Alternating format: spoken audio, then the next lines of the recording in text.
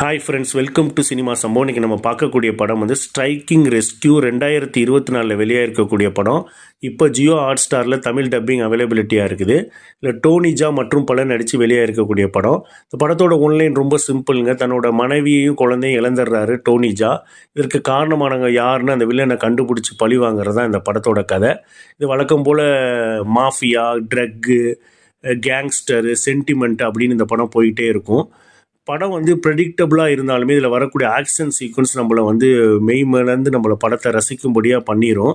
அதுக்கு மெயினாக பர்ஃபார்மன்ஸை தான் சொல்லணும். டோனிஜாவோட பர்ஃபார்மன்ஸாக இருக்கட்டும். டோனிஜாவை பற்றி நம்ம சொல்ல தேவையில்லை. ஓங் பேக், ப்ரொடக்டர், இந்த மாதிரி படங்கள்லேயே அவரோட பர்ஃபார்மன்ஸ் நல்லாயிருக்கும், நம்ம பார்த்துருக்குறோம்.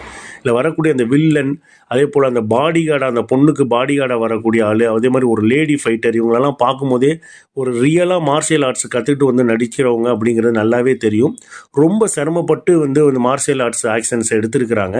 நீங்கள் ஆக்ஷன் விரும்பியாக இருந்து, அதுவும் எஸ்பெஷலி மார்ஷியல் ஆர்ட்ஸ் உங்களுக்கு ரொம்ப பிடிக்குன்னா இந்த படத்தை மிஸ் பண்ணாமல் பாருங்கள்.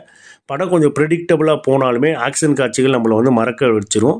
ஸோ ஆக்ஷன் விரும்பிகளுக்கும் மார்ஷியல் ஆர்ட்ஸ் பிடிக்கிறவங்களுக்கும் இந்த படம் கண்டிப்பாக ரொம்பவே பிடிக்கும். மிஸ் பண்ணாமல் பாருங்கள். மீண்டும் ஒரு வீடியோவில் சந்திக்கிறேன். நன்றி, வணக்கம்.